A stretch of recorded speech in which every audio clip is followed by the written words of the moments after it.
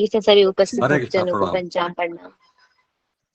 दंडवत प्रणाम श्री गौतम को। हरे कृष्ण। हरे कृष्ण सभी भक्तों को प्रणाम पंचांग प्रणाम। प्रणाम सबको। हरे कृष्ण कृष्ण प्रभु हरे जी कृष्ण। पंचांग प्रणाम। माता जी, परिणति माता जी,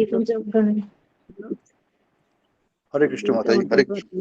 सकल भक्तवृंद का दंडवत प्रणाम। अनंत कोटि वैष्णव का दंडवत प्रणाम।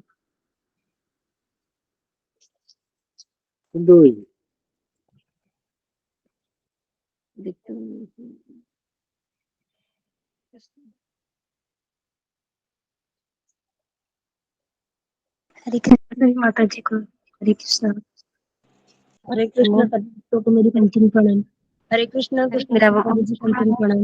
हरे कृष्ण सतीश प्रभु जी पंचम प्रणाम। हरे कृष्ण नित्यानंद प्रभु जी पंचम प्रणाम। हरे कृष्ण माता जी पंचम प्रणाम। हरे प्रणाम कृष्ण सबको। सतदा माता जी हरे पंचम कृष्ण प्रणाम। प्रणाम। हरे कृष्ण माता जी, हरे कृष्ण। सभी को हरे दंडवत कृष्ण प्रणाम माता जी माता जी। प्रणाम। हरे कृष्ण। हरे कृष्ण प्रभु जी, हरे कृष्ण। हरे कृष्ण सभी भक्तों हरे प्रभु जी और कृष्ण माता जी को सभी भक्तों को प्रणाम। पंचांग प्रणाम। हरे कृष्ण। सभी भक्तों हरे को कृष्ण हरे प्रभु कृष्ण जी, सभी भक्तों को पंचांग प्रणाम। हरे कृष्ण गुरु जी हरे कृष्ण भक्तों को पंचांग प्रणाम। हरे कृष्ण प्रणाम कृष्ण और प्रभु जी पंचांग प्रणाम। हरे कृष्ण माता प्रणाम जी। हरे कृष्ण। हरे कृष्ण राधा माता जी, पंचांग प्रणाम। हरे कृष्ण माता जी। दंडवत हरे प्रणाम श्री कृष्ण भक्तों पंचांग को। प्रणाम। मोनी माता जी आप हरे कृष्णा नरसिंह आरती पंचांग शुरू कर प्रणाम। दीजिए प्लीज। हरे कृष्ण। हरे कृष्ण, हरे कृष्ण। हरे कृष्ण। हरे कृष्ण तुमको पंडित सही भक्त। हरे कृष्ण सभी भक्तों को पंचांग हरे माता जी, नरसिंह प्रभु। हरे कृष्णा माता जी, पंचांग प्रणाम। हरे कृष्ण माता जी। हरे कृष्णा नामिनी माता जी, हरे कृष्ण प्रभु जी, हरे कृष्ण कृष्ण प्रभु। दंडवत प्रणाम सुश्री माता जी। सही करेंगे दंडवत प्रणाम। मोनी माता जी आप आवाज सुन रही है तो नरसिंह माता आरती जी, शुरू कर दीजिए प्लीज। हरे कृष्ण। हरे कृष्णा प्रभु जी, हरे कृष्णा पंचांग प्रणाम इस दासी के। क्या मैं स्टार्ट कर दूं प्रभु जी? जी जी जी। हरे कृष्ण। धन्यवाद। नरसिंह आरती से मैं स्टार्ट करूं?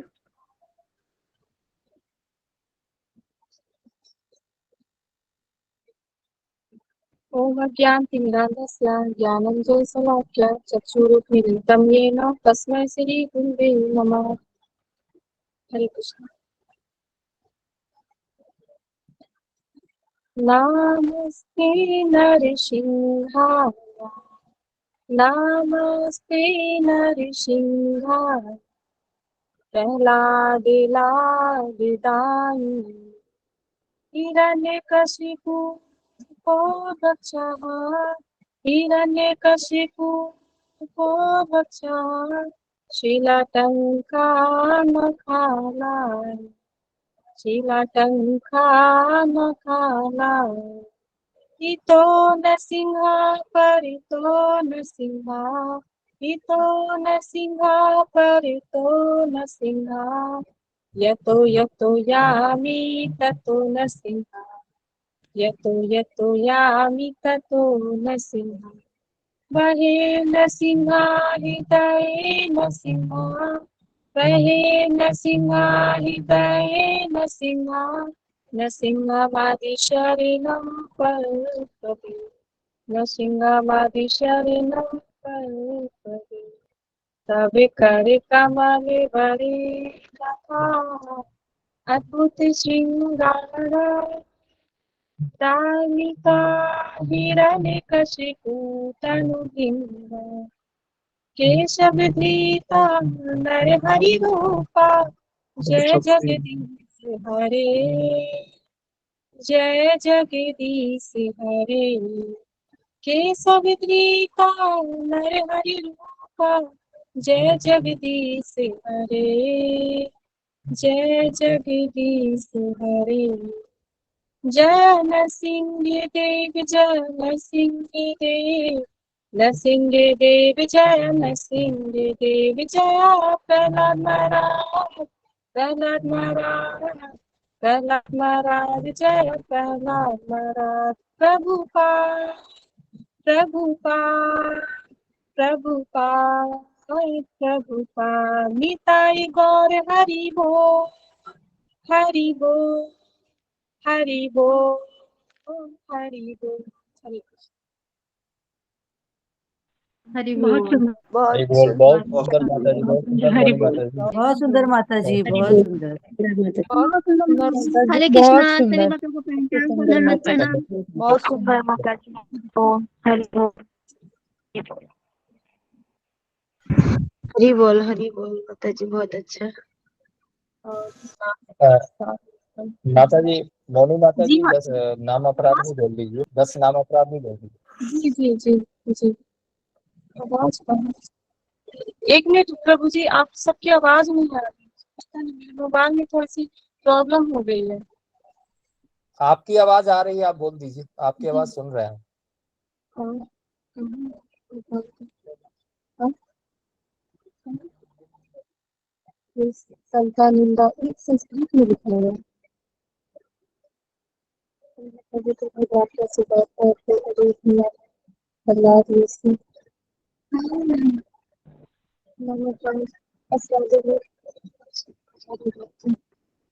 आवाज नहीं आ रही है मोनी माता जी। जी जी जी, वो मुझे नामपात मिल नहीं रहा।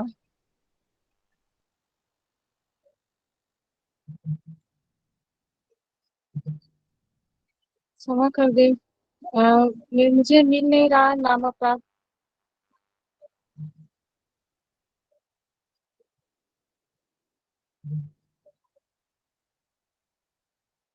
हाँ, मैं बता रही हूँ। अ, यदि कोई ऐसा बहुत से व्यक्ति है जो यह कहते हैं कि हरे हरे कृष्ण जब ये व्यक्ति दूसरे से यदि कोई सोचता है कि परम पुरुषोत्तम भगवान के पवित्र जोर से बोलिए माता जी, सुनाई नहीं दे रहा। माता जी जी जोर मैं से बोल, बोलिए, सुनाई नहीं दे रहा। बोल जी नहीं माता रही जी। है फिर, देख रही है।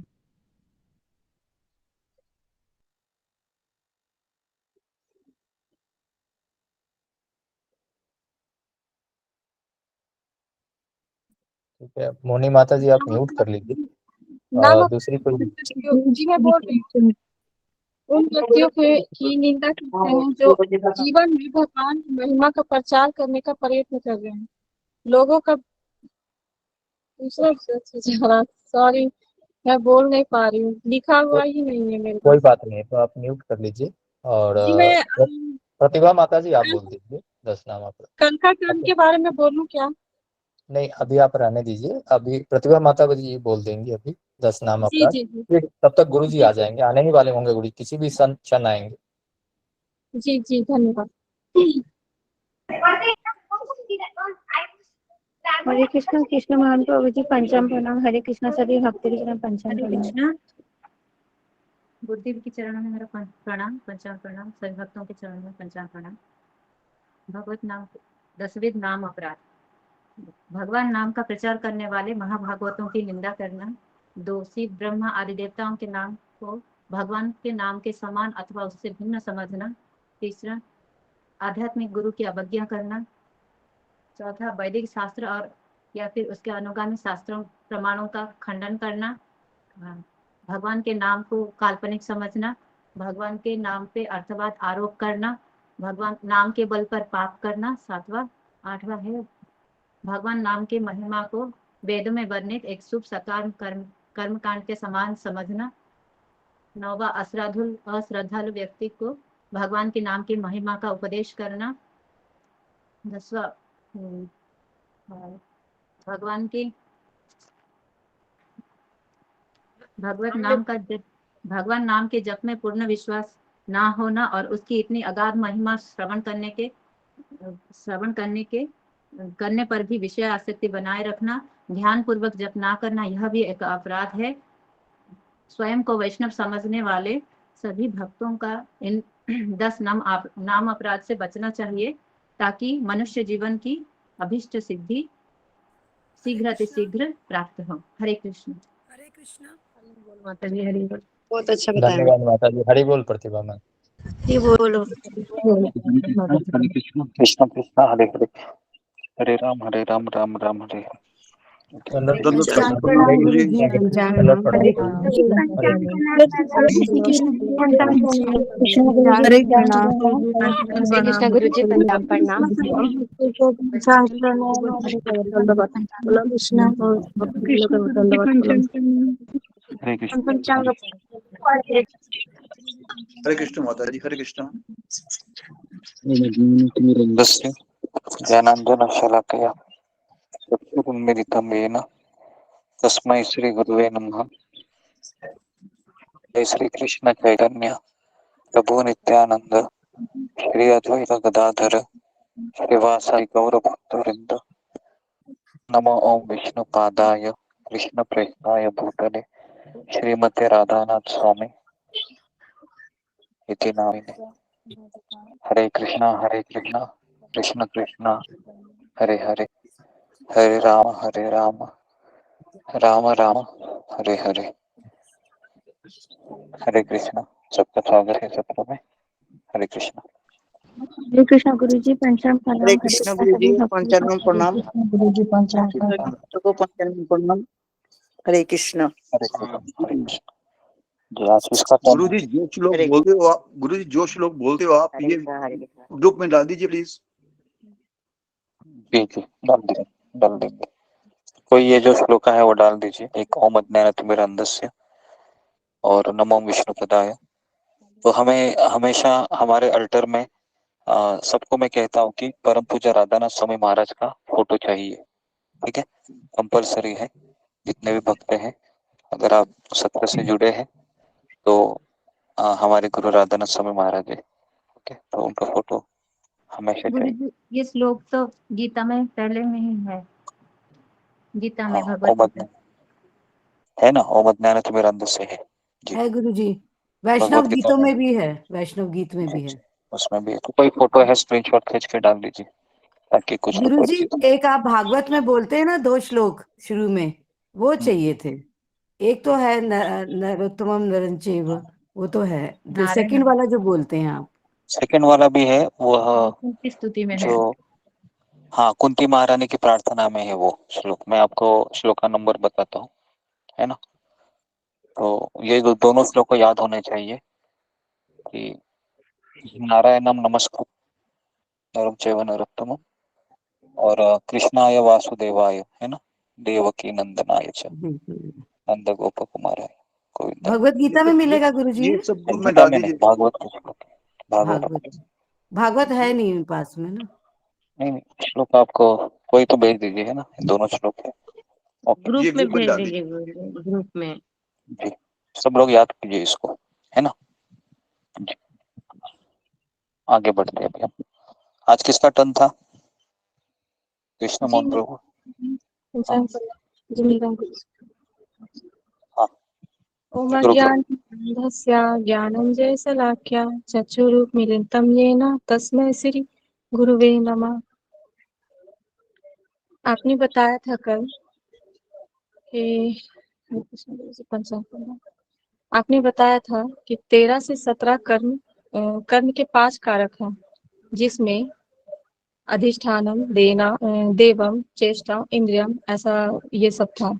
आपने कहा था कि अगर हमें ये सब ना समझ आए तो बस 3 चीज को याद रखना है, परमात्मा, प्रकृति, जीवात्मा। उसके बाद 18 से 40 तक भगवान ज्ञान योग की चर्चा करते हैं। 18 से 40 तक के ये भगवत के 13 से 17 अध्याय हैं। ये 18 से 40 श्लोक में आते हैं, जिसमें भगवान कहते हैं कि सभी क्रियाएं तथा सभी जीव ये 3 गुणों से नियंत्रित हैं, सत्व गुण, रजोगुण, तमोगुण। और इसमें आपने ये बताया था कि सत्व गुण में ज्ञान, रजोगुणी, तमोगुणी, ज्ञान 3 गुणों में कर्मित कर्ता, बुद्धि, सुख। अभी 41 से 48 श्लोक तक भगवान कहते हैं कि वर्णाश्रम को कर्तव्य निभाते हुए हमारा हृदय कैसे शुद्ध होता है। श्लोक क्रमांक 39 के सुनने के बाद अर्जुन के मन में ये प्रश्न आता है कि कौन सा व्यक्ति है जो तीन गुणों से प्रभावित नहीं है। तो भगवान कहते हैं कि इस लोक में, स्वर्ग में, देवताओं के बीच भी ये तीन गुणों से पीड़ित है।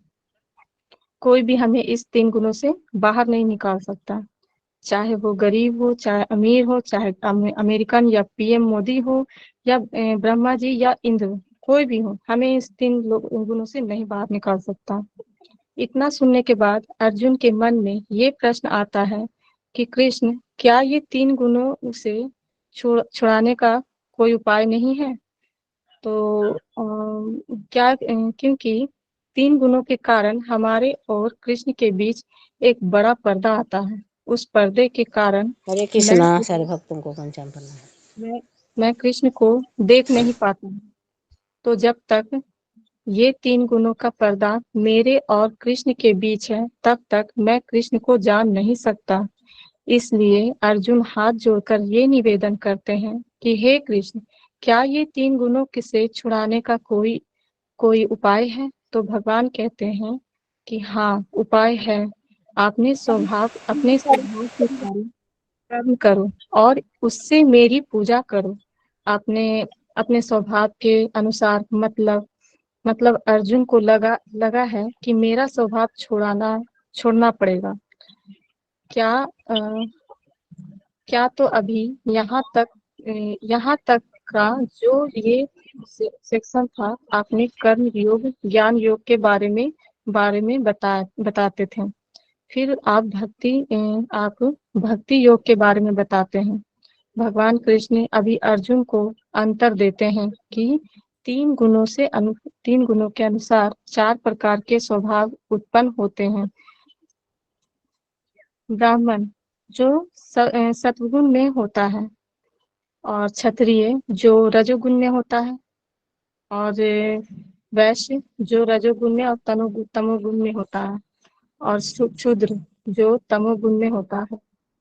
इतना सब सुनने के बाद अर्जुन के मन में ये प्रश्न आता है कि ये ब्राह्मण, क्षत्रिय, वैश्य, ये स्वभाव के कि किस किस पर आधारित होता है।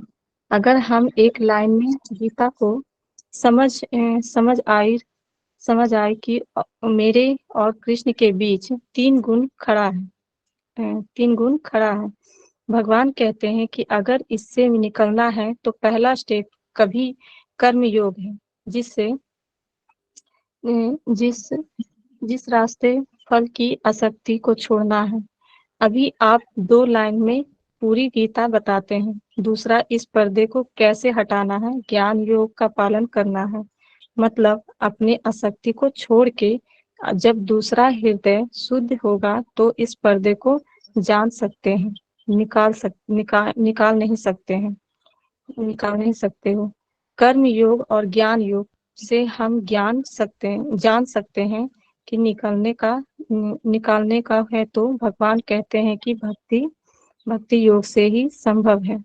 तो फिर इसका आखिरी निचोड़ भगवान कहते हैं कि सर्वधर्मान् परित्यजन सर्वनम माम एकम सर्वनम प्रजा। ये गीता का निचोड़ है। मतलब सारे धर्मों को छोड़ो, केवल मेरी शरण में आओ, और तुमको इस संसार में किसी के आगे हाथ फैलाने की आवश्यकता नहीं है, क्योंकि हम तीन गुणों के सामने हाथ फैला रहे हैं। अगर हम किसी के पास जाएंगे, चाहे वो इंद्र या ब्रह्मा जी हो या कोई भी हो, हमें ये तीन गुण से नहीं निकाल सकता है। अगर कोई हमें मुक्त करा सकते हैं तो वो है कृष्ण और कृष्ण के भक्त। इतना कहने के बाद क्षमा कर दे गुरुजी, मेरे पास समय इतना ही मिला तो मैं इतना ही लिख पाई, क्षमा कर दे। हरे कृष्ण, धन्यवाद। बहुत सुंदर माता जी। हरे कृष्ण। बहुत बढ़िया, बहुत बढ़िया। हरि बोल। ऐसा बोले माता जी। हरि बोल, हरि बोल, हरि बोल माता जी। बहुत अच्छा लगा। हरि बोल, बहुत अच्छा बोला। कृष्ण। ओके, तो हम आगे बढ़ते हैं अभी। तो आज हम आपको प्रश्न उत्तर देने वाले हैं। तो परसों है एग्जाम होगा, आज मंगलवार है। परसों हम 13 से 18 अध्याय के एग्जाम लेंगे और हमारा गीता है वो पूरा होगा। कल से हम उपदेशामृत के सत्र शुरू कर रहे हैं, जो हमारे लिए गीता को अपने जीवन में कैसे पालन करना है, ये हमें उपदेशामृत बताएगा। जो रूप गोस्वामी ने किताब लिखा है, बेसिक किताब है ये। तो और उसके बाद हम देखते हैं पहले उपदेशामृत खत्म होने के बाद क्या करना है हमें। गुरुजी तो एक प्रार्थना थी आपसे। हाँ बोल, क्या है? परसों ना वो है हनुमान जयंती है गुरुजी, तो उसमें थोड़ा सा हनुमान जयंती में जाना पड़ेगा, थोड़ा सा मंदिर में ना उसका प्रोग्राम है। तो तुमको ही जाना पड़ेगा या सबको जाना पड़ेगा? नहीं, मुझे ही जाना, मैं भी नहीं हाँ जाऊंगी, अगर टेस्ट है तो मैं भी नहीं हाँ, जाऊंगी ऐसे। तो मैं वही बोल रहा हूँ, कभी कभी हमको प्रॉब्लम रहता है तो आप सबको ये करते, वो मुझे समझ में आता है आपको पूछने के बाद। ठीक है, तो मुझे ऐसा लगता नहीं कि दोपहर को 3 से 4 बजे हनुमान जयंती में कुछ होने वाला है ना। मुझे लगता है इतनी दोपहर में तो कुछ रहता नहीं है ना। और रहेगा तो आप अगर आपको हनुमान जी का आशीर्वाद चाहिए तो जो कृष्ण राम के रूप में आए थे, है ना, तो उन्हीं का एग्जाम हम देने वाले हैं। तो हनुमान जयंती जैसा दिन नहीं रहेगा, ऐसा मुझे लगता है जी एग्जाम देने गुरुजी, की, ठीक है है ठीक ना। है। हाँ हाँ, तो सब लोग जरा कैमरा को ऑन रखिए, जिसका कैमरा ऑफ रहेगा उसको रिमूव किया जाएगा। ये अनाउंसमेंट हमेशा लागू होती है सबके ऊपर ही, ठीक है।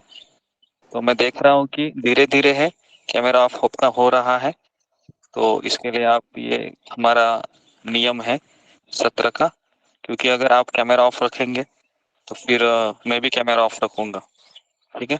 मैं भी क्या आपको दिखाई नहीं दूंगा, मेरा आवाज आएगा फिर आपको, तो इसलिए। और कैमरा ऑन रखने से आप क्या कर रहे हैं ये पता चलता है ना, नहीं तो फिर वह निराकार कंसेप्ट ग्रुप में आ जाएगा। ओके, और अगर किसी को कुछ समस्या है तो पहले ही मुझे मैसेज कीजिए कि गुरुजी ऐसा ऐसा है, तो फिर मैं कैमरा ऑन नहीं कर सकते। लेकिन अगर जिसका कैमरा ऑफ रहेगा तो हम बीच में उसी को हम पूछेंगे कि अभी हम क्या बता रहे थे। अगर आवाज नहीं आती है तो हम समझेंगे ये तो सो गई है, सो गया है, या फिर ये वहां पर नहीं है, ठीक है, इस तरीके से। हाँ, तो पहला प्रश्न लिखिए। तो मैं एग्जाम के प्रश्न दे रहा हूँ आज। पहला प्रश्न है कि 3 कर्ताओं के नाम बताओ और उदाहरण देकर समझाइए। 3 कर्ताओं के नाम बताकर उसे उदाहरण देकर समझाइए। ओके, तो 3 कर्ताओं के नाम बताओ और उदाहरण देकर समझाइए। तो पहला कर्ता का नाम लिखिए, जीवात्मा। जीवात्मा ब्रैकेट में लिखिए। इच्छा करता है परमात्मा। इच्छा को क्या करता है? सैंक्शन। सैंक्शन को क्या बोलते हैं हिंदी में? अनुमति अनुमति हाँ, देते अनुमति। जी। हाँ, अनुमति देता है परमात्मा। और तीसरा है प्रकृति। इच्छा को पूर्ण करने में सहायता करती है। इच्छा को पूर्ण करने में सहायता करती है। ओके, तो इस तरीके से इनके आपको कर्ता बताने, उसमें लिखिए कि 99% रोल है ये प्रकृति और परमात्मा का है। 99% रोल प्रकृति और परमात्मा का है, और 1% रोल जीवात्मा का है। कोई भी इच्छा पूरी होती है अगर आपकी, तो इसका श्रेय किसको जाता है? 2 लोगों को जाता है, प्रकृति और परमात्मा। तो उसके बाद इसका उदाहरण कौन देगा मुझे? किसी को उदाहरण याद है इसका? गुरुजी मैं बताऊं? लोन का आपने बताया। हाँ, एक उदाहरण मैंने दिया था।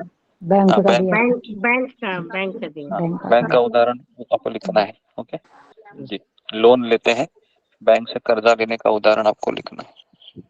ओके, उसके बाद अभी दूसरा प्रश्न है। दूसरा प्रश्न लिखिए कि परमात्मा के कार्य कौन से है? परमात्मा के कार्य कौन से है? परमात्मा के कार्य कौन से है? इम्पोर्टेंट क्वेश्चन है ये। परमात्मा के कार्य कौन से है? तो इसका उत्तर है 13वें अध्याय के 23वें श्लोक में। 13वें अध्याय के 23वें श्लोक में इसका उत्तर है। जी, कोई मुझे अनुवाद पढ़ के बताएगा? जी पढ़िए। जिसके पास भगवत गीता किसके पास है, फिंगर को रेस कीजिए। जी ओके, सुधा गुप्ता, हाँ पढ़िए माता जी, 13वें अध्याय का 23वां श्लोक।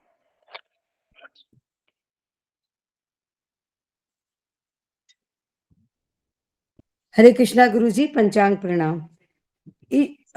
गुरुजी अर्थ पढ़ना है क्या इसका? अनुवाद पढ़ना है। अनुवाद, अनुवाद। तो भी इस शरीर में एक अन्य दिव्य भोक्ता है जो ईश्वर है, परम स्वामी है और साक्षी तथा अनुमति देने वाले के रूप में विद्यमान है और जो परमात्मा कहलाता है। हाँ, हरे तो कृष्ण। कितने कार्य है? पहला है कि वह शरीर का स्वामी है। दूसरा है कि वह भोक्ता है। भोक्ता मतलब भोक्ता का अर्थ है कि वही एंजॉयर। एंजॉयर मतलब बेसिकली भोक्ता, मतलब भोग लेने वाला परमात्मा। तीसरा है अनुमति देता है वो। और चौथा है हमारे हर कार्य का विटनेस। विटनेस को क्या बोलते हैं हिंदी में? साक्षी। साक्षीदार। साक्षी। हाँ, साक्षीदार। ये 4 चीजें आपको लिखनी है। ठीक है, परमात्मा के कार्य कितने हैं? ये हो गया दूसरा प्रश्न। तीसरा प्रश्न लिखिए कि सत्वगुण, रजोगुण और तमोगुण जीवात्मा को कैसे बांधता है? सत्वगुण, रजोगुण और तमोगुण जीवात्मा को कैसे बांधता है? जी, उदाहरण देकर समझाइए। ये 10 मार्क का रहेगा क्वेश्चन। इसको लिखिए 10 मार्क का। सत्वगुण, रिपीट कर दो गुरुजी। सत्वगुण, रजोगुण, तमोगुण जीवात्मा को या हमको कैसे बांधता है? उदाहरण देकर समझाइए। सत्वगुण, रजोगुण, तमोगुण मुझे कैसे बांधता है? उदाहरण देकर समझाइए। जी जी, कौन इस प्रश्न का मुझे उत्तर देगा? फिंगर को रेस कीजिए जरा। कैसे बांधता है हमें?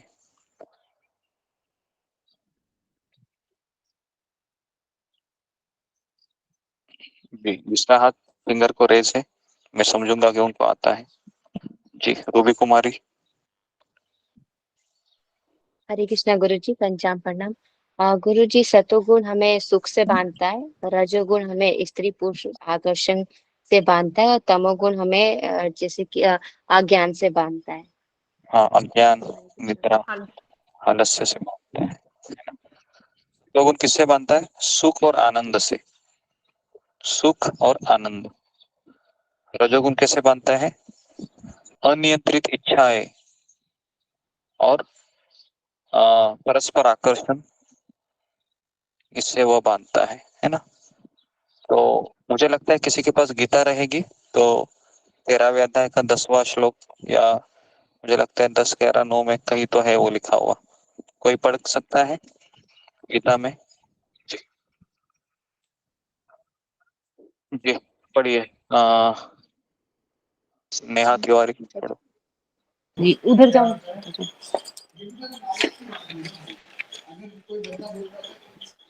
गुरुजी कौन सा श्लोक पढ़ूं? 13वां। कैसे बांधता है वो लिखा है अनुवाद में, मुझे लगता है 9, 10, 11 या 11, 12 के आसपास रहेगा। देखो 13वें अध्याय का।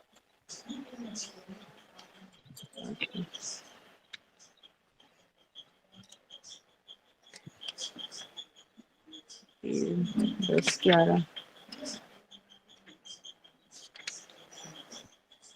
जी जी, जरा गीता को जरा खोलिए। मिला क्या? गुरुजी 14वें अध्याय का 9वां श्लोक है। हाँ सॉरी, हाँ 14वें अध्याय का, हाँ बराबर 14वें अध्याय में देखो 9वां श्लोक।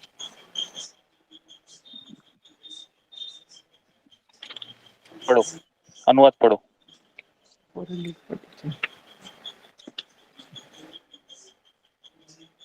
9वां श्लोक जी गुरुजी पढ़ रही हूँ।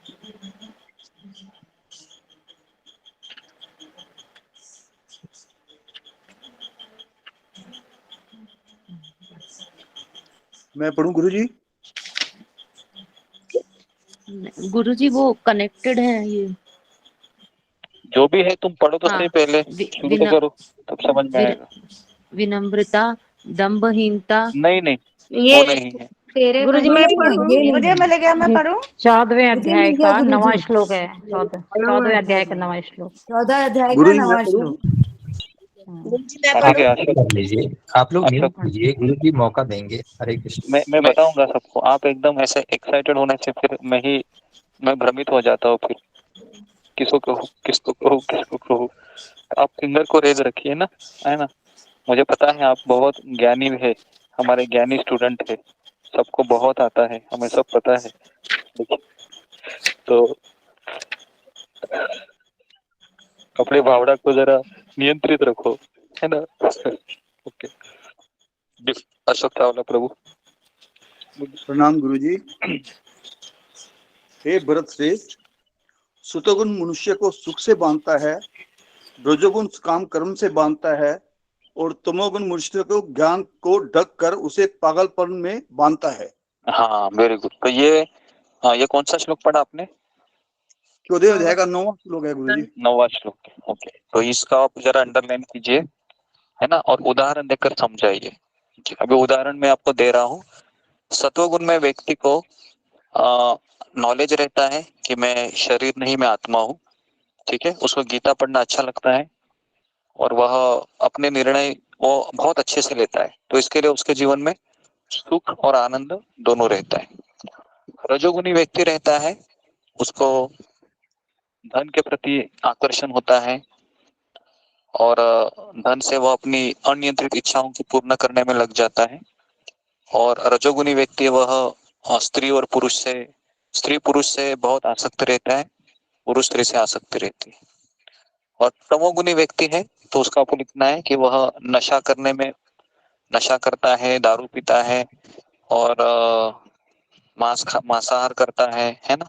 तो इस तरीके से तमोगुणी व्यक्ति 6 घंटे से ज्यादा सोता है, रात को देरी से सोना, सुबह देरी से उठना, ये सब आप उदाहरण लिख सकते हैं। ठीक है, तो ये 10 मार्क का क्वेश्चन है, ये बहुत इंपॉर्टेंट क्वेश्चन है, ये क्वेश्चन आ सकता है आपको एग्जाम में। ओके, चौथा प्रश्न, जब रजोगुण बढ़ता है तो उसके लक्षण क्या दिखाई देते हैं? जी लिखिए, रजोगुण बढ़ने पर, तमोगुण बढ़ने पर और सत्वगुण बढ़ने पर क्या लक्षण दिखाई देते हैं? रजोगुण बढ़ने पर, तमोगुण बढ़ने पर, सत्वगुण बढ़ने पर क्या लक्षण दिखाई देते हैं? रजोगुण बढ़ने पर, तमोगुण बढ़ने पर, सत्वगुण बढ़ने पर क्या लक्षण दिखाई देते हैं? जी, तो आगे ही उसके उत्तर है। तो मेरे पास गीता नहीं है अभी, इसके लिए मैं नहीं बता पा रहा हूँ, लेकिन उसके ही आगे उसके आपको उत्तर मिलेंगे। किसी को मिला है उसके आगे उत्तर? रजोगुण बढ़ने पर, तमोगुण बढ़ने पर? जी, फिंगर को रेज कीजिए। हाँ मुझे मिल गया गुरुजी। जी जी जी, ओके। तो हाँ, सुजाता बोलो। हरे कृष्ण गुरुजी। जो रजोगुण और सत्वगुण को रजोगुण सत्वगुण जब अधिक हो जाता है वो कभी कभी सत्वगुण और रजोगुण भी तमोगुण को हरा कर अधिक हो जाते नहीं हैं। वो नहीं तमोगुण लक्षण रहेगा। नहीं आगे लक्षण रहेगा उसका, आगे रहेगा नहीं तो पीछे रहेगा, पीछे आगे लक्षण ही है उसका आगे। श्लोक नंबर 11, 12, 13 श्लोक नंबर 11 है जी, 11 6 में है, 12 6 में है। 11 12 श्लोक 13। नंबर 11, 12, 13 ओके श्लोक नंबर 11 12 13 में ओके है। तो फिर ओके जी जी दीप्ति सचदेवा पढ़ो तुम। हरे कृष्ण गुरुजी। सतोगुण की अभिव्यक्ति को तभी अनुभव किया जा सकता है जब शरीर के सारे द्वार ज्ञान के प्रकाश से प्रकाशित होते हैं। हे भरतवंशियों में प्रमुख, जब रजोगुण में वृद्धि हो जाती है तो अत्यधिक आसक्ति, सकाम कर्म, गहन उद्यम तथा अनियंत्रित इच्छा एवं लालसा के लक्षण प्रकट होते हैं। जब तमोगुण में वृद्धि हो जाती है तो हे कुरुपुत्र, अंधेरा, जड़ता, प्रमत्तता तथा मोह का प्रकट्य होता है। हरे कृष्ण। बराबर, तो ये सब लक्षण आपको लिखने हैं, इसको अंडरलाइन कीजिए, ठीक है, जो जो इन्होंने पढ़ा। अगला प्रश्न, कौन सा है श्लोक नंबर? अध्याय कौन सा है? अध्याय कौन सा है? 11, 12, 12 13 14वां अध्याय अध्याय 14, 11, 12, 13। अध्याय 14 अध्याय 14। 14वें अध्याय का 11 12 13। आगे 5वां प्रश्न है, सतोगुण में मरने वाला व्यक्ति, रजोगुण में मरने वाला व्यक्ति और तमोगुण में मरने वाला व्यक्ति कहा जाता है? सत्वगुण में, रजोगुण में और तमोगुण में मरने वाला व्यक्ति कहा जाता है? कहा जाता है वो, है ना जी। सत्वगुण में, रजोगुण में, तमोगुण में मरने वाला व्यक्ति कहा जाता है जी। तो इसको आप जरा जी उसी के आगे रहेगा, मुझे लगता है 14 15 16 कहाँ पर है? 16 हाँ जी, तो ओके श्लोक 18 है जी, 18 नंबर श्लोक में है जी। श्लोक नंबर 14, 15 14, 15, 16। 14, 15, 16। जी जी जी जी ओके। अनिता यादव पढ़ो श्लोक क्रमांक 14। हरे कृष्ण गुरुजी। जब कोई सतोगुण में मरता है तो उसे महर्षियों के विशुद्ध उच्चतर लोकों की प्राप्ति होती है, और जब कोई रजोगुण में तो वह के बीच में ग्रहण करता है, और जब कोई तमोगुण में मरता है तो वह पशु योनि में जन्म धारण करता है। ओके जी, तो बेसिकली सतोगुण में मरने पर कहा जाता है वो स्वर्ग लोक जाता है, उच्चतर लोकों में जाता है। रजोगुण में मरने वाला मनुष्य लोक में जन्म लेता है, तमोगुण में मरने वाला 84 लक्ष योनि में भ्रमण करता है, ठीक है। तो ये आपको लिखना है, ये सब 18 श्लोक में पूरा है जी। जी जी जी। तो आप बेसिकली आप अंडरलाइन कीजिए सारे जितने भी हम पढ़ रहे हैं। अगर किसी कुछ डाउट से नहीं मिला तो वह पूछिए कि मुझे नहीं मिला, तो हम आपको अध्याय क्रमांक क्या है? अध्याय क्रमांक पेज नंबर 14 है। गुरुजी। पेज नंबर नहीं है आपको, 14वां अध्याय है और 16वां 18वां श्लोक है। 46। आगे बढ़ते हैं अभी हम। अगला प्रश्न है जो 10 मार्क का है, बहुत इंपॉर्टेंट है, ये भी आ सकता है। अश्वत्थ वृक्ष का चित्र निकाल के उसका वर्णन करें। अश्वत्थ वृक्ष का चित्र निकाल के उसका वर्णन करें। मैं अभी आपको इसका मैं चित्र दिखा रहा हूँ, कैसे आपको निकालना है सारा मैं चीज बता रहा हूँ आपको।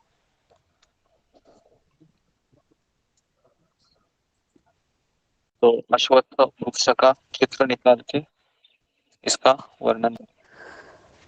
बुआ 5 बजे तनी उसको पूछ लीजिएगा वो साड़ी धोने के। किसी का माइक चालू है, माइक को बंद करें। तो यहाँ पर मैं दिख रहा हूँ, आपको सबको दिख रहा है स्क्रीन? अगर आप उल्टा करेंगे तो दिखेगा। गुरुजी। आपको ऐसे ड्रॉ करना है, इसका स्क्रीनशॉट ले लो कोई, और मुझे ये सारी चीजें चाहिए। ये 10 मार्क का क्वेश्चन रहेगा, ठीक है। इसको आपको वृक्ष का ड्राइंग निकालना है और सारी चीजें लिखनी है आपको। इसका बीज क्या है? भोग इच्छा, इसका सिंचन कहाँ से होता है? प्रकृति के 3 गुणों से। ब्रह्मा जी इसका पहली जड़ है। उसके बाद इसके फल क्या है? धर्म, अर्थ, काम और मोक्ष। उसके बाद इसका विषय है टवाल, वैदिक छंद इसके पर्ण है, और मनुष्य लोक इसकी कर्म भूमि है। और इसे पूरी तरह समझ नहीं सकते, किंतु काटना जरूरी है, ये भी लिखना है आपको। और फिर कैसे काटना है? तो यहाँ पर लिखा है अनासक्त, दृढ़ता प्लस विवेक बुद्धि, भक्तों के संग से जो ज्ञान मिलता है, ये सारा लिखना है आपको। ये सारा लिखेंगे तो आपको 10 मार्क मिलेगा, और ये कंपलसरी आने वाला है, ये इंपॉर्टेंट क्वेश्चन है, ठीक है। और मैं चाहता हूँ कि आप थोड़ा सा इसको ऐसे कलरफुल बनाइए।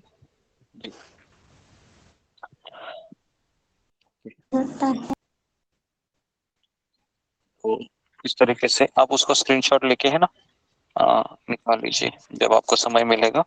मैं चाहता हूँ कि आप ग्रीन कलर का स्केच पेन इस्तेमाल करें या खड़ू का पेन इस्तेमाल करें ड्राइंग करने के लिए, ताकि वो अच्छा दिखना चाहिए। कितने प्रश्न हुए हमारे? 6 गुरुजी। ओके, 7वां प्रश्न लिखिए, भगवत धाम में कौन प्रवेश कर सकता है? भगवत धाम में कौन प्रवेश कर सकता है? भगवत धाम में कौन प्रवेश कर सकता है? तो 15वें अध्याय का 5वां श्लोक आपको लिखना है। ओके, 15वें अध्याय का 5वां श्लोक आपको याद करके लिखना है, इसको भी 10 मार्क रहेंगे। 15वें अध्याय का 8वां श्लोक। 15वें अध्याय का 5वां श्लोक 5। निर्माण मोहा गुरुजी। तो मैं इसका अनुवाद है, मीनाक्षी रावत इसका अनुवाद पढ़ो। जी गुरु।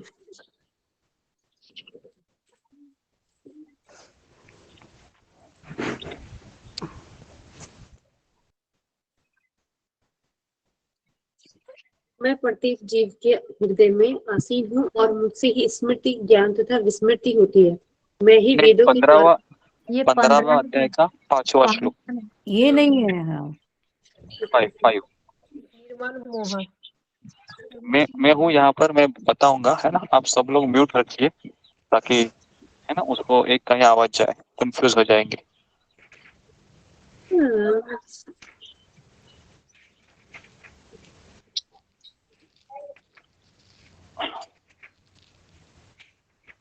गुरुजी श्लोक कौन सा? ये तो सर्वस्व चाहम वाला श्लोक आ रहा है। 15वां अध्याय का 5वां श्लोक 5।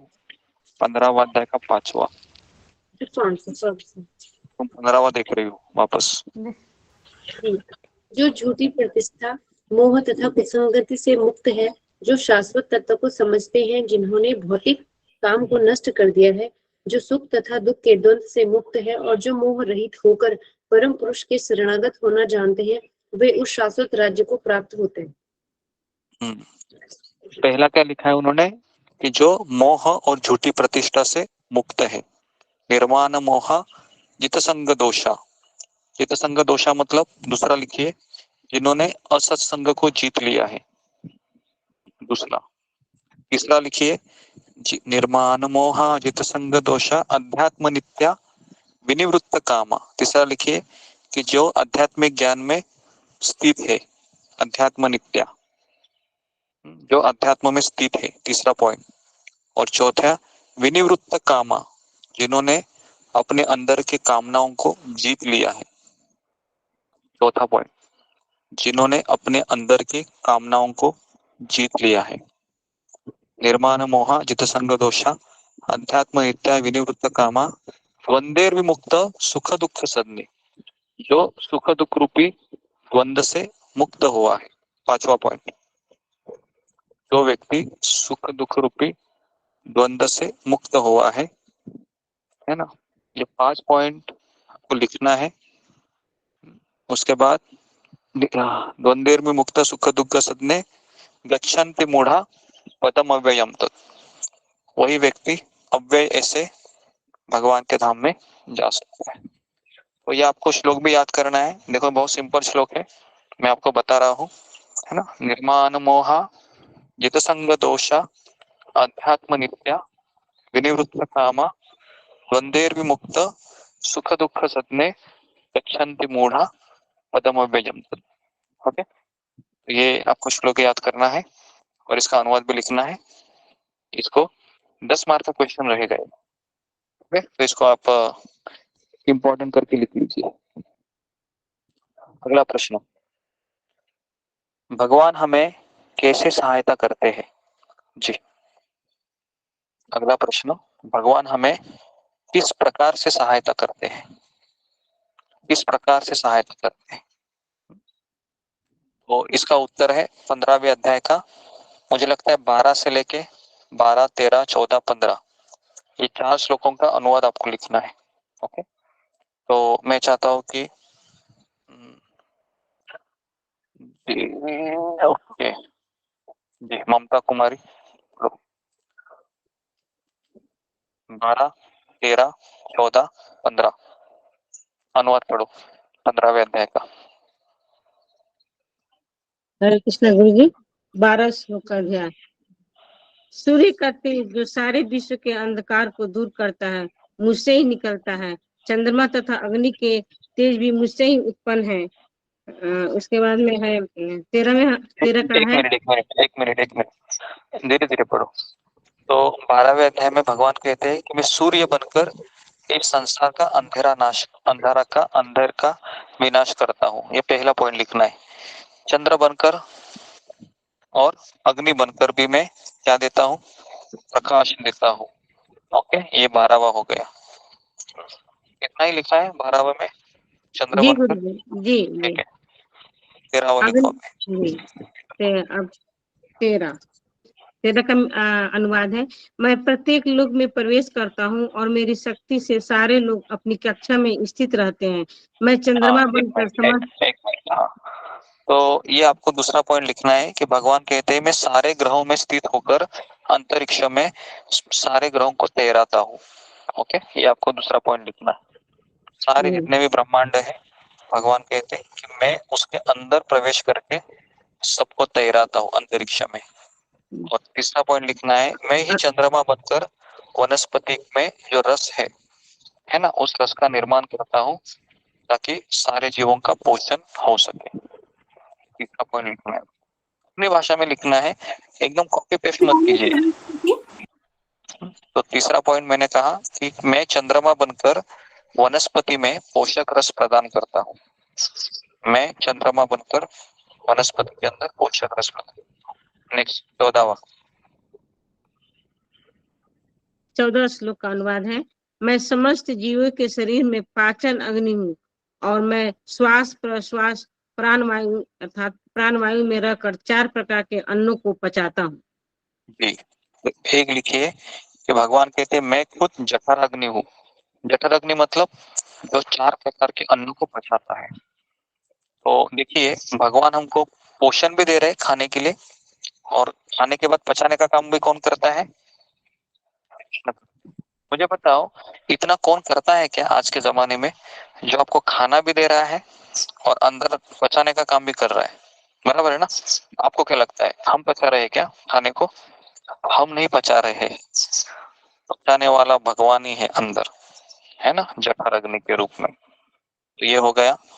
कितने पॉइंट हुए हमारे इसमें? 4 हो गए। 4 हो गए। 4 हो गए। जी, 5वां पॉइंट लिखिए जो 15वां श्लोक है। जी, इसमें जो आपने आंसर बोले वो 12वें अध्याय का है क्या? मेरे में मैच नहीं हो रहा है जो बता रहे नहीं हैं। है, 15वां अध्याय का 12वां जी श्लोक। मुझे लगता है कोई चैट बॉक्स में डालते रहिए, है ना, ताकि सबको अवेयर हो जाइए ना। 15.12 से लेके 15.15 ऐसे, क्योंकि 100 लोग है ना, और 100 लोग है वो ऐसे भ्रमित रह रहे हैं आज, है ना, क्योंकि सब हमको ही खोजने को पड़ रहा है ना आज। तो इसके लिए सब लोग केवल पाने पलट रहे हैं, यहाँ मिलेगा वहां मिलेगा। कुछ याद आ रहा है आपको? स्कूल में भी ऐसे ही होता था ना, पाने पलटने लगते थे ना, अरे कहाँ गया, फिर वो आगे के बैच वालों को पूछतेगा कहाँ पर है भाई, जरा बताओ जरा, है ना, ऐसे कुछ लग रहा है ना, ऐसा ही कुछ है।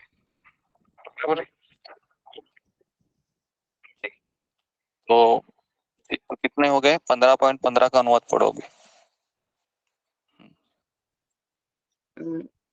15 में है कि 15 का है, मैं प्रत्येक जीव के हृदय में आसीन हूँ और मुझसे ही स्मृति, ज्ञान तथा विस्मृति होती है।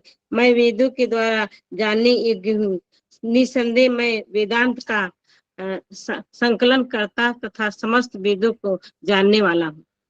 5वां पॉइंट लिखिए कि भगवान कहते हैं कि मैं ही ज्ञान और स्मरण और विस्मरण देता हूँ। ये 5वां पॉइंट है।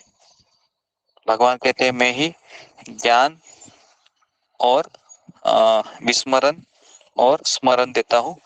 और उसके बाद लिखिए कि भगवान कहते हैं कि मैं ही वेदों को देकर ये कहता हूँ कि मुझे ही जानना वेदों का ध्येय है ना। वेदों का निर्माता भी मैं ही हूँ। तो ऐसा लिखिए कि भगवान कहते हैं कि मैं ही आपको वेद प्रदान करता हूँ ताकि आप मुझे जान सके। कितने पॉइंट हुए? 6 पॉइंट हुए जी। तो ये क्वेश्चन भी 10 मार्क को आएगा, इसको भी आप 10 मार्क का हाईलाइट कीजिए, है ना। तो मुझे लगता है कम से कम 2 क्वेश्चन रहेंगे, है ना, 10-10 मार्क के ये एग्जाम में, ताकि आप लोगों को केवल 6 प्रश्न छोटे और 2 प्रश्न बड़े ऐसे लिखने होंगे, ताकि एग्जाम में आपको, है ना, कम समय मिले। ओके, इसमें से मैं आपको कंपलसरी में क्वेश्चन आपको बता रहा हूँ जो आने वाला है ना। जैसे एग्जाम खत्म होंगे मैं आपको एक कंपलसरी क्वेश्चन, ताकि आपको भी थोड़ा सा अच्छा लगे। उसके बाद लिखिए कि आसुरी मनुष्य क्या सोचता है। आसुरी मनुष्य किस तरह से सोचता है, ऐसा लिखिए। ये क्या प्रश्न है गुरुजी? आसुरी मनुष्य किस तरह से सोचता है। आसुरी मनुष्य किस तरह से सोचता है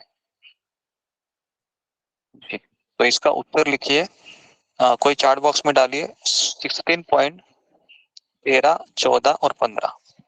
16 पॉइंट 13, 14 और 15 इसमें इसका उत्तर है। 16 अध्याय का गुरुजी है ना, 16वां अध्याय का 13, 14, 15। तो जी मैं चाहता हूँ कि इसको जी प्रियंका सहगल पढ़ो। अर्जुन गुरुजी। रिलैक्स। 13, 14, 15। हाँ, अनुवाद पढ़ो। आसुरी व्यक्ति सोचता है आज मेरे पास इतना धन है और अपनी योजनाओं से मैं और अधिक धन कमाऊंगा। इस समय मेरे पास इतना है, किंतु भविष्य में यह बढ़कर और अधिक हो जाएगा। वह मेरा शत्रु है और मैंने उसे मार दिया है और मेरे अन्य शत्रु भी मार दिए जाएंगे। मैं सभी वस्तुओं का स्वामी हूँ, मैं भोगता हूँ, मैं सिद्ध हूँ, शक्तिमान तथा सुखी हूँ। मैं सबसे धनी व्यक्ति हूँ और मेरे आसपास मेरे कुलीन संबंधी हैं। कोई अन्य मेरे समान शक्तिमान तथा सुखी नहीं है। मैं यज्ञ करूंगा, दान दूंगा और इस तरह आनंद मनाऊंगा। इस प्रकार ऐसे व्यक्ति अज्ञानवश मोहग्रस्त होते रहते हैं। हरे कृष्णा। हाँ, ये सब आपको ना लिखना है। आसुरी व्यक्ति दान देता है या नहीं देता है? तो आसुरी व्यक्ति दान देता है ना। नहीं देता, नहीं देता है, लिखा है देखो उसमें, मैं इतना दान दूंगा, है ना। उसके बाद मैं क्या करूंगा, 1 रुपया देकर 10 रुपए का बिजनेस करूंगा, बराबर है। ऐसे रहते हैं ना। 15 रुपए का नारियल तोड़ूंगा और 50 रुपए का मेरा फायदा करा देना, है ना। तो ऐसे लोग आसुरी लोग रहते हैं। तो ये सब आपको अपनी भाषा में लिखना है। मैं सबके क्वेश्चन पढ़ूंगा, आंसर अगर कोई कॉपी करेगा एकदम डिक्टो वर्ड टू वर्ड, तो मैं उसको ये टाइम में मैं उसको, है ना, पास भी नहीं करूंगा, है ना। तो ये अभी ये इसमें क्या है, मैं थोड़ा टफ पेपर चेक करूंगा, है ना। अभी 70, 80, 90 भूल जाइए, अब थोड़ा सा स्ट्रिक्ट रहेगा। और मुझे डिक्टो एकदम किसी का नहीं उत्तर चाहिए, है ना, जैसे कॉपी में लिखा हुआ है भगवत गीता के किताबों में, है ना। अपना दिमाग भी इस्तेमाल करना है। ओके जी। और मैं चाहता हूँ कि जो अश्वत्थ वृक्ष का ड्राइंग है ना, जो मैंने बनाया है यहाँ पर, वैसा मत बनाइए, आप थोड़ा सा अलग बनाइए, है ना। नहीं तो डिक्टो आप वैसे ही बनाओगे तो वो नहीं चलेगा। ओके जी। इसके लिए देखो आप 2 एग्जाम में पास हुए हैं लेकिन इसमें अगर आप फेल हो गए तो आपको फेल माना जाएगा। तो इसके लिए ये परसों का एग्जाम थोड़ा स्ट्रिक्ट रहेगा, है ना। हनुमान जी को बहुत प्रार्थना करना आप उस दिन, क्योंकि हनुमान जयंती है। ओके जी। अगला प्रश्न, तो सत्वगुणी, रजोगुणी और तमोगुणी का हाँ, सत्वगुणी, रजोगुणी और तमोगुणी असुर का, है ना। तमोगुणी का आहार क्या है, ये लिखो क्वेश्चन। सत्वगुणी व्यक्ति, रजोगुणी और तमोगुणी का आहार मतलब खाना क्या है। तो इसका उत्तर कहाँ मिलेगा आपको, तो 17 पॉइंट मुझे लगता है कि 9 और 10 में है। 17.9-10 में इसका उत्तर है। सत्वगुणी व्यक्ति, रजोगुणी व्यक्ति और तमोगुणी व्यक्ति क्या खाता है। ओके 8, 9 और 10। हाँ 8, 9, 10। 17.8, 9, 10 कोई चार्ट बॉक्स में डाल दीजिए कृपया करके। 17.8, 9, 10 जी। ओके, पढ़ो रुमा साहा। जी गुरु जी। जो भजन स्वास्तिक व्यक्तियों को प्रिय होता है वो आयु बढ़ाने वाला, जीवन को शुद्ध करने वाला तथा बल, स्वास्थ्य, सुख तथा तृप्ति प्रदान करने वाला होता है। ऐसा भजन रसमय, स्निग्ध, स्वास्थ्यप्रद तथा हृदय को भाने वाला होता है। 8 नंबर। और 9 नंबर में है अत्यधिक तिक्तो, खट्टी, नमकीन, गरम, चटपटे, शुष्क तथा जलन उत्पन्न करने वाले भोजन रजोगुणी व्यक्तियों को प्रिय होता है। ऐसे भोजन दुखों, शोक तथा रोग उत्पन्न करने वाले हैं। 10 खाने से 3 खट्टे पूर्व प्रकार पकाया गया, स्वाधीन, वियोजित एवं सरा, झूठा तथा अस्पृश्य वस्तुओं से युक्त भोजन उन लोगों को प्रिय होता है जो तामसी होते हैं। जी जी, तो ये आपको लिखना है सारा। हाँ क्या, कि जो तमोगुणी व्यक्ति को बासी, उसके बाद सड़ा हुआ, झूठा या 3 घंटे से भी ज्यादा, है ना, पकाने के बाद रखा हुआ भोजन तामस में आता है। रजोगुण में आता है कि ज्यादा खट्टा, ज्यादा तीखा, ज्यादा गरम, है ना, चटपटा, है ना। तो इसके आपको उदाहरण भी देने हैं। हाँ क्या, तो इसमें कौन सा आएगा, तो रजोगुणी में क्या आएगा, ज्यादा तीखा। तीखा मतलब कोई मिर्च उसमें डाल दिया है ना। आंखों से पानी आना चाहिए, कानों से धुआं आना चाहिए।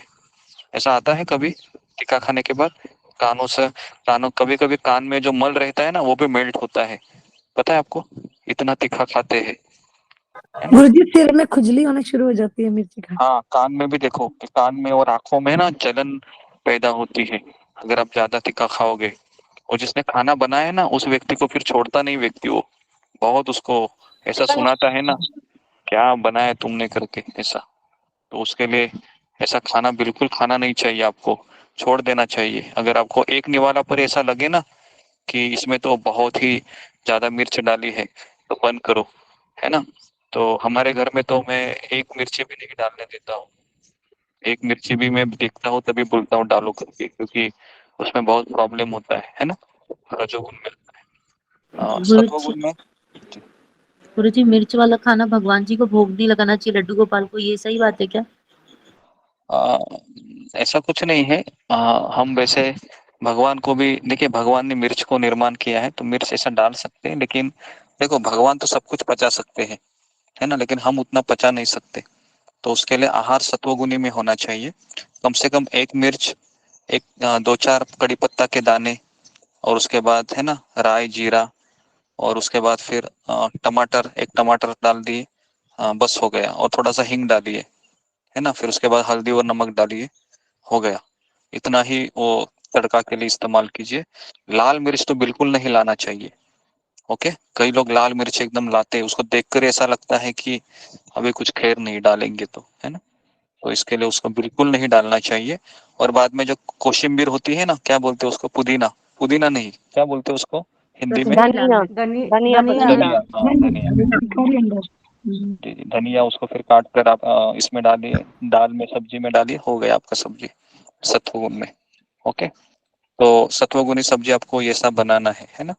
तो अगर आप घर में लाल मिर्च रहेगी तो अभी लाए हैं तो पड़ोसी को दे दो आप, है ना, सारा लाल मिर्च, वो लोग खाते रहते हैं, है ना? लेकिन आप हरी मिर्च इस्तेमाल कीजिए।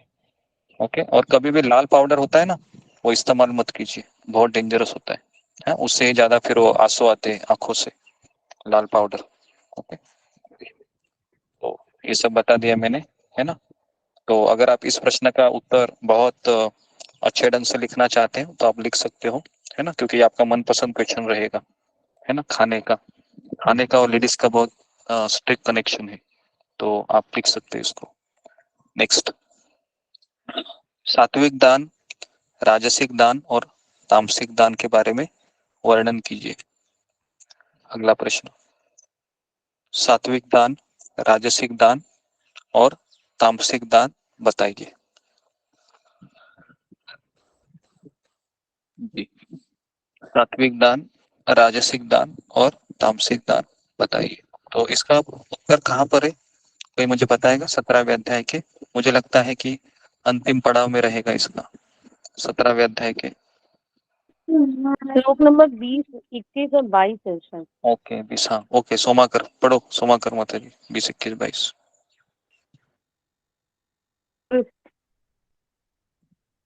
मैंने गीता नहीं खोला, आपने लिखवाया था, मैंने उसी से बोल दिया था गुरुजी। अच्छा अच्छा, ऐसा है, एक मिनट जी, ओके, ऋतु रानी पढ़ो। आप लोग फिंगर को रेस करके रखिए ताकि मैं आप में से किसी को पढ़ सकता बता सकता हूँ। क्षमा करिए गुरुजी, बच्चा नहीं चूक सकते, मेरे पास गीता नहीं है। ओके, प्रीति पांडे,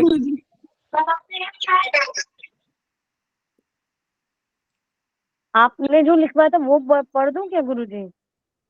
जी जी पढ़ दो। सात्विक दान है जो दान कर्तव्य समझकर दिया जाता है, उसे सात्विक दान कहते हैं। इसमें कोई इच्छा नहीं होता है हमारा। और तामसिक दान, जो दान अपवित्र जगह में, अनुचित समय में किसी अयोग्य व्यक्ति को बिना आदर के दिया जाता है, उसे तामसिक दान कहते हैं। और रासिक दान, जो दान स्वर्ग जाने के लिए दिया जाता है या काम फल की इच्छा से या पूर्ति की इच्छा से दिया जाता है, उसे रासिक दान कहते हैं। इसको आप अंडरलाइन कीजिए, 20, 21, 22 हो गए। अगला प्रश्न लिखिए, त्याग और संन्यास में क्या भेद है? त्याग और संन्यास किसे कहते हैं, ऐसा लिखिए, त्याग और संन्यास किसे कहते हैं जी, त्याग और संन्यास किसे कहते हैं। ओके, बोलो वृषाली तट, बोलो, त्याग और संन्यास किसे कहते हैं? 18वां अध्याय का दूसरा या तीसरा श्लोक रहेगा। श्लोक वाचायचा आहे का गुरुजी? श्लोक नहीं पढ़ने का है, अनुवाद। तुम बताओ मुझे अभी इसका उत्तर, बहुत सिंपल है, त्याग और संन्यास किसे कहते हैं जी। त्याग त्याग जो होता है, हमारे कर्म फल का हमें त्याग करना है, और उसे ही संन्यास कहा जाता है। हमारे कर्म फल का हम त्याग करते हैं। त्याग और संन्यास में क्या अंतर है जी, बोलो। त्याग जो है हमारे कर्म के इच्छा का हमें त्याग करना है। कर्म के इच्छा का त्याग करना है, किसमें? कर्म के फल। त्याग का व्याख्या है कि हमको हमारे कर्म के फल का त्याग करना है, फल को छोड़ना है, इसको त्याग कहते हैं। और संन्यास किसे कहते हैं? कि मुझे कर्म को छोड़ना है ना, कर्म को ही छोड़ना है, हमारे सांसारिक कर्म को छोड़ देना, उसको कहते हैं संन्यास। ठीक है, तो इसको आप जरा देखिए अच्छे से, संन्यास किसे कहते हैं? हमारे कर्म को छोड़ देना, सांसारिक कर्म को उसको कहते हैं संन्यास लिया इसने। और त्याग किसे कहते हैं कि कर्म के फल को छोड़ देना, इसको त्याग कहते हैं। तो भगवान के अनुसार त्यागी कौन है, ये भी आपको लिखना है इसमें। भगवान के अनुसार त्यागी है जिसने कर्म के फल का त्याग किया है, वह असली त्यागी है। कर्म के फल का त्याग किया है, वह असली त्यागी है। अगला प्रश्न, किन तीन कर्मों का कभी त्याग नहीं करना चाहिए? इन तीन कर्मों का कभी त्याग नहीं करना चाहिए, कभी भी नहीं करना चाहिए। चाहे आप कृष्ण आपको प्राप्त हो गए हो या फिर आपको अभी भी आप श्रद्धा के स्तर पर ही हो, तो तीन कर्मों का कभी त्याग नहीं करना चाहिए। कौन से है वो? 18 पॉइंट। यज्ञ, दान, भक्ति और गुरु का। और दान। यज्ञ, तप और दान। 18.5 में इसका उत्तर लगता है ना? कौन सा श्लोक है, जरा आप बताइए। 5वां श्लोक है गुरु जी, 18 अध्याय। 5वां श्लोक। 18.5। जी जी, वो जरा लिखिए चार्ट बॉक्स में 18.5। ओके, अगला प्रश्न। गुरुजी प्रश्न फिर से बोलिए ना। तीन तीन कर्मों को कभी त्याग नहीं करना चाहिए। 18 अगला प्रश्न है, तामसिक त्याग, राजसिक त्याग और सात्विक त्याग क्या होता है?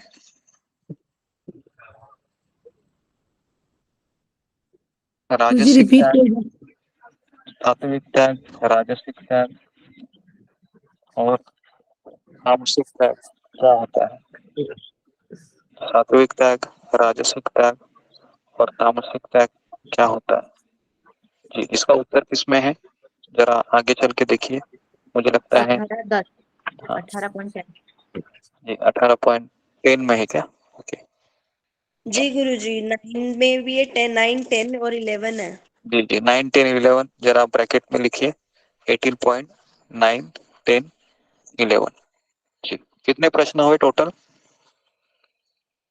14। 14। ठीक है, 14 हुए।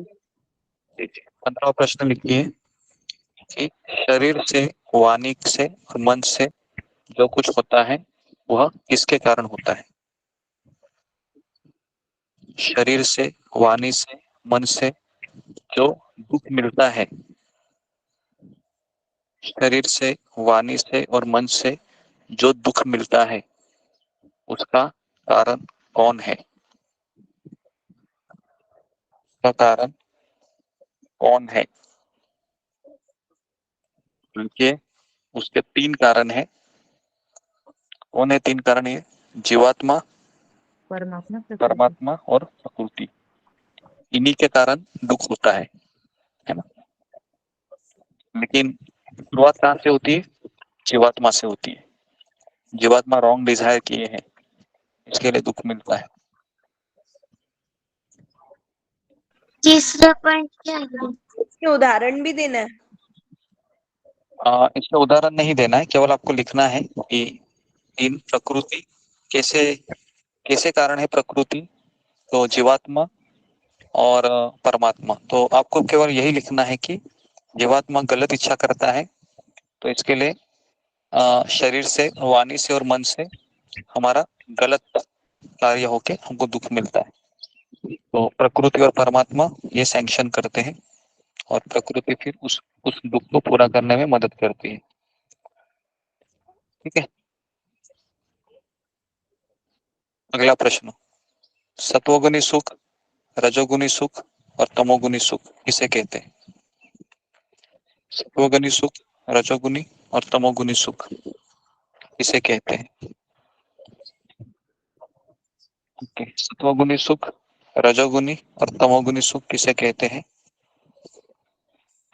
तो इसका उत्तर कहाँ पर है, कोई बताएगा मुझे? 18वें अध्याय के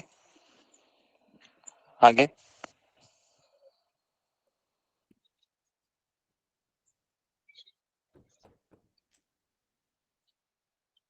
किसी को मिला?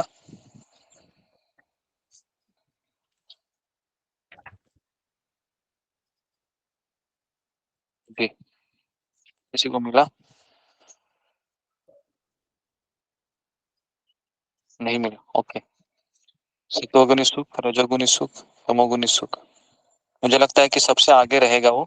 गुरुजी में 26 में, 27 और 28 में है।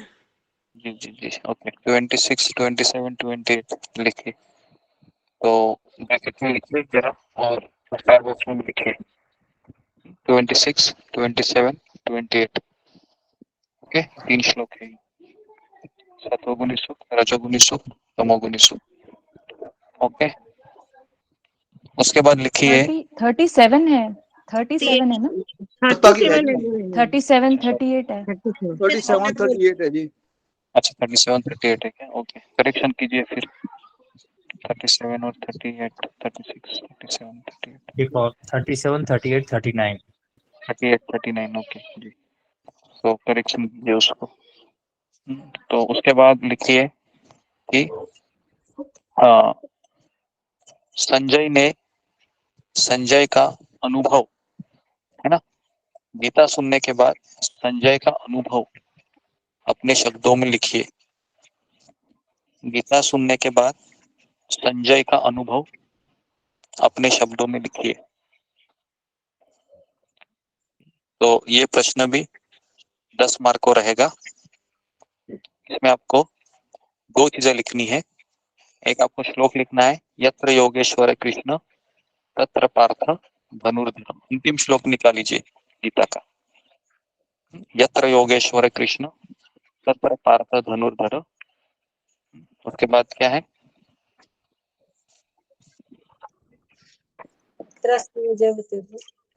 तत्र श्री विजय वितृध्रुवा श्लोक नंबर ध्रुवा नीतिर मतिर्मम, श्लोक नंबर 78, 18.78।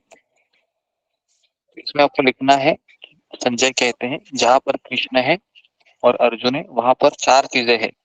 पहला कौन सा चीज है? पहला कौन सा है? श्री, ऐश्वर्य, ऐश्वर्य विजय श्री विजय श्री, ऐश्वर्य, विजय, अलौकिक शक्ति तथा नीति भी। जी जी, तो ये 4 चीज आपको लिखनी है। और ये मुझे लगता है कि श्लोका लिखोगे तो आपको ज्यादा मार्क्स मिलेंगे, अगर आप श्लोका नहीं लिखेंगे तो 5 मार्क्स मिलेंगे। ठीक है, तो इस तरीके से ये कितने टोटल क्वेश्चन हुए? गुरुजी 17 वाला बोल दीजिए एक बार क्वेश्चन। 17वां क्वेश्चन है, संजय का गीता सुनने के बाद संजय का अनुभव अपने शब्दों में लिखिए। मुझे ऐसा लगता है कि रिकॉर्डिंग आप वापस 2 बार सुनिए, है ना? 2 दिन है आपके पास, तो आपको सारा चीज मिल जाएगा, है ना? तो मुझे ऐसा लगता नहीं कि कोई ऐसा टीचर होगा जो आपको सारे क्वेश्चन भी दे रहा है, ये भी बता रहा है क्या आने वाला है क्या नहीं आने वाला है ना? और उसके बाद तो इसके लिए, है ना, बहुत आसान ये मुझे लगता है एग्जाम हो रहा है ना? तो परसों के दिन आप पूरा तैयारी करके आइए, है ना? ठीक है, तो हनुमान जी की कृपा आपके ऊपर हो उस दिन, है ना?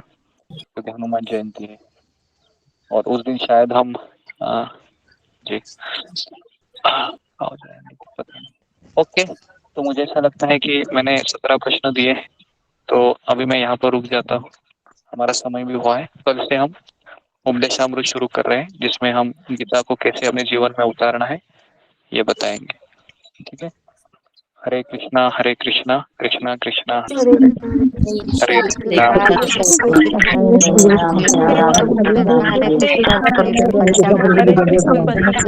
सुलेखा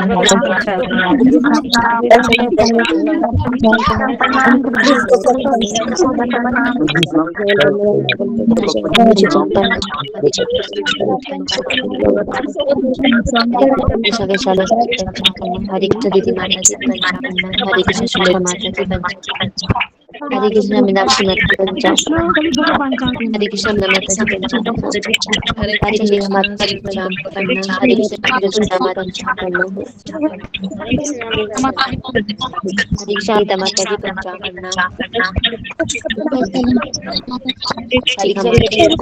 पंचांग हरे कृष्णा सुशीला माता जी पंचांग पढ़ना। हरे कृष्णा सुनीता माता जी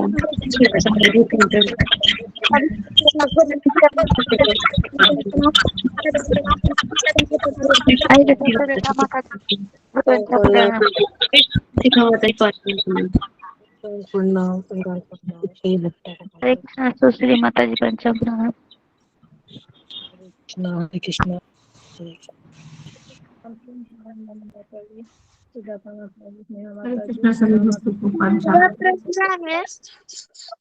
हरे कृष्णा सब भक्तों को पंचांग प्रणाम। श्याम सुंदर माता जी।